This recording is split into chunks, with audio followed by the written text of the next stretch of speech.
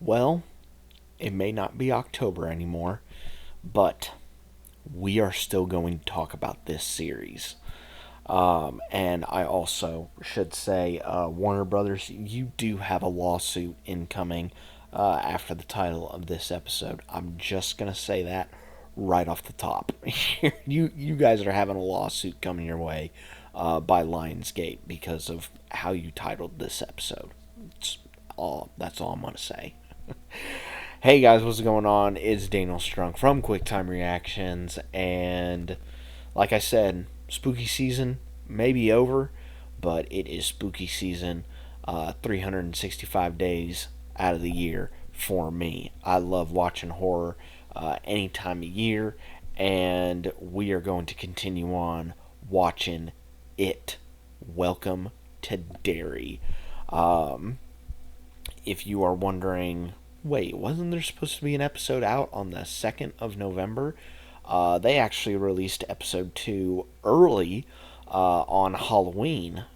So episode 2 is already out. Well, it would have been already out on the 2nd, but they dropped it early on Halloween. So you guys can go and check back my review on episode 2 and episode 1, so you can get all caught up with this episode right here, which is entitled Now You See It. In this episode, we once again have two plots going on. The military plot sees Hanlon and his buddy, I forget his name. Do do do do do.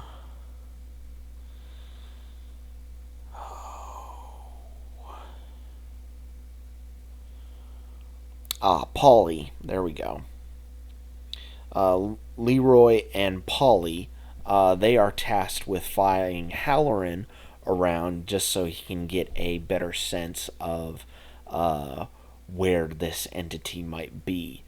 But Halloran finds out that it is actually looking at him. Meanwhile, the kids are trying to find really solid proof about this entity so that Ronnie can clear her dad of any wrongdoing. So, will they be able to find their proof? We'll have to wait and see. So, this episode is the first one that is not directed by Andy Muschietti. This episode was directed by Andrew Bernstein. And I thought he did a really good job of directing this episode. There were a lot of shots in this where it would cross dissolve from like a kid face to an adult face that matched up like really, really good. And so I was really, really impressed by that. And the writers on this episode was Guadalis del Carmen. I probably butchered that. I'm so sorry. And Gabriel Hobson.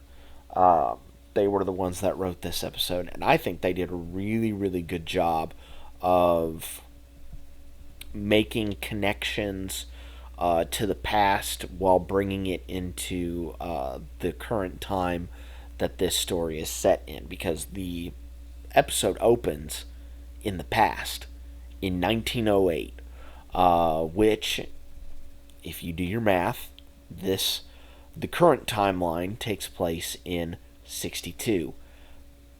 1908, that is 54 years ago, meaning the entity would be back around and it would be kicking around.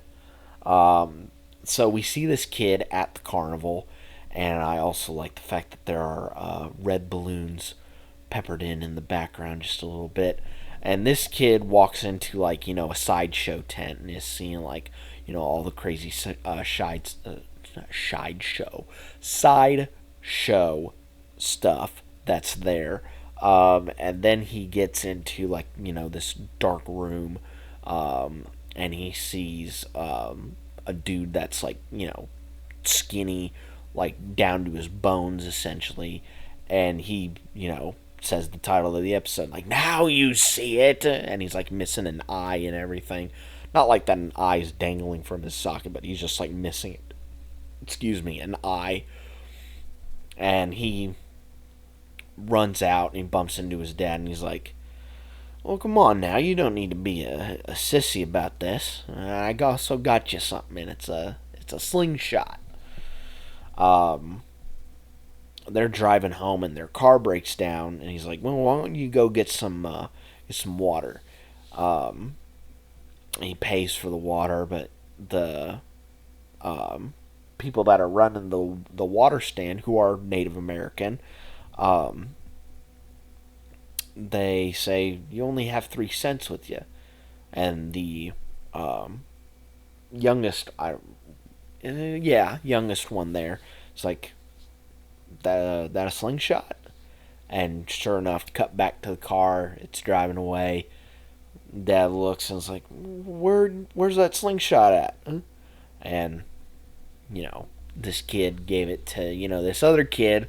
And, they're hanging out and all that stuff. And sure enough, that boy gets lost in the woods, and he sees that skeleton man out in the woods, but it's not him. It is the entity. But the native girl actually saves him. Uses that slingshot to hit that thing in the head. Draw some blood, which actually floated a little bit, which I thought was a really nice touch. And then they were able to get out of the woods. We flash forward to the present day, and that native girl is actually Rose, who, is part of a tribe of natives who are very upset about the government digging up their land, because that could be sacred land. And she has a nephew who is one of the boys that we saw, I think, last episode, looking over the dig site.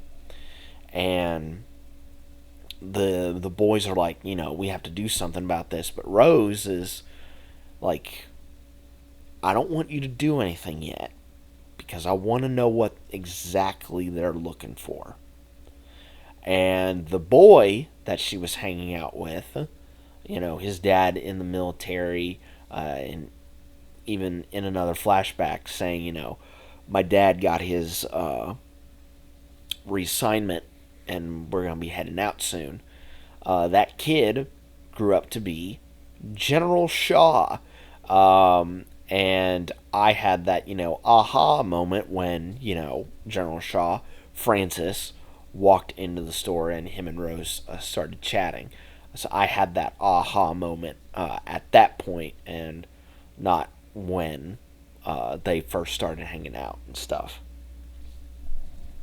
Meanwhile, Polly, Leroy, and Halloran, they're up in a chopper trying to find out where this thing is hiding. And Halloran not necessarily has a vision, but he sees where the entity, I want to say is, because,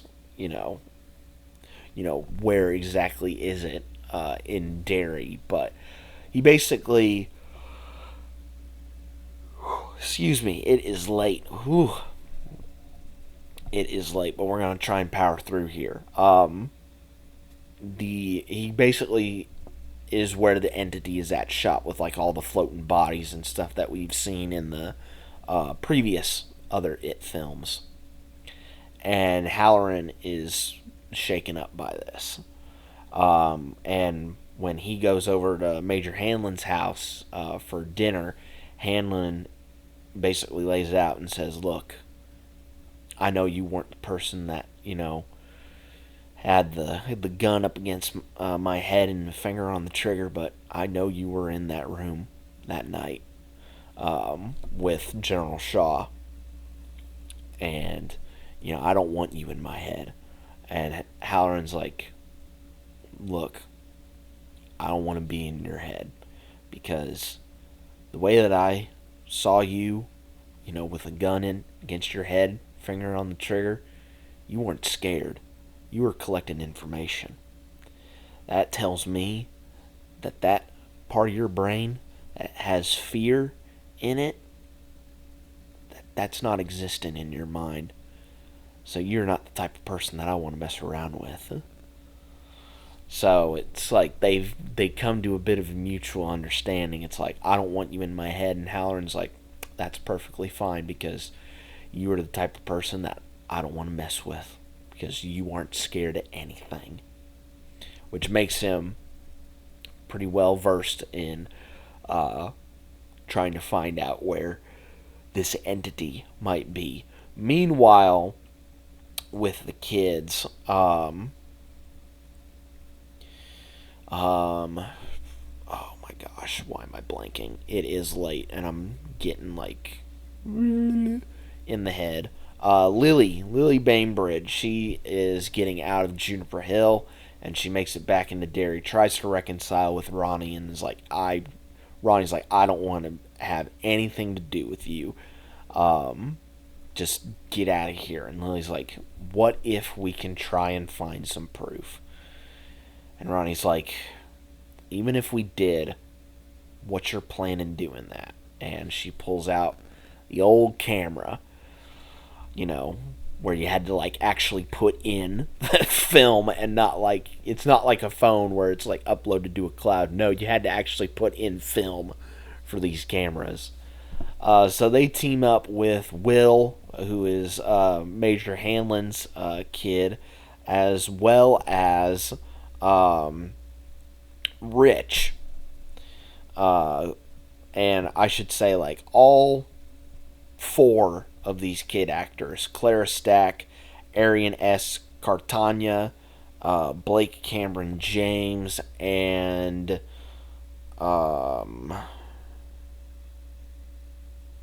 where is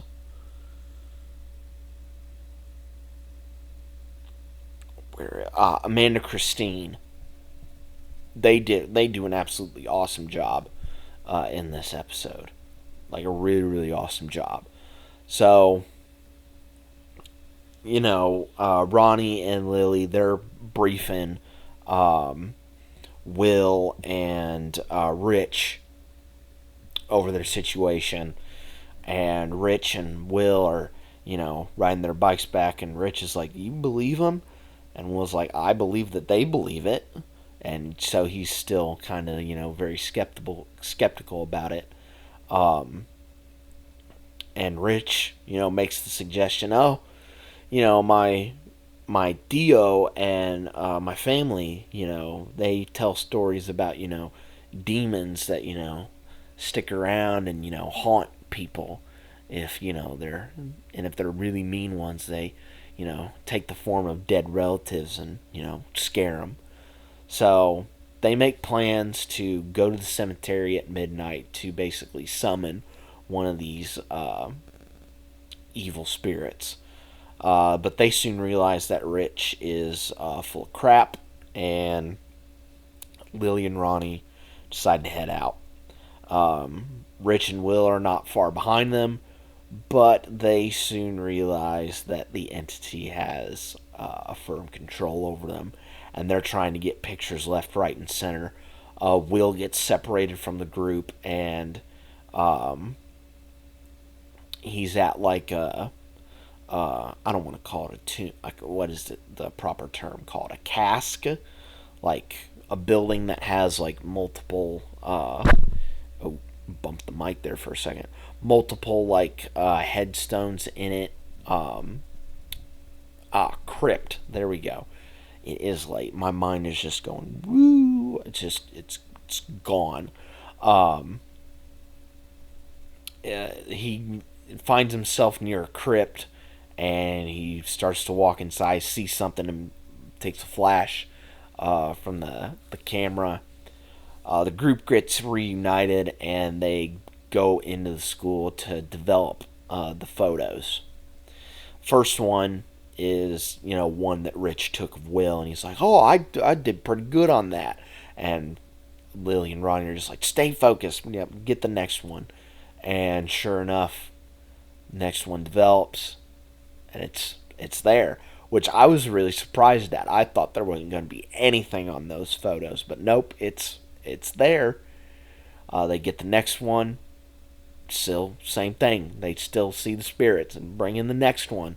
It's there, but there's something there in that third one, and they pinpoint it and they look at it like, what is that? And Will's like, looks like a clown. And that's where the episode ends.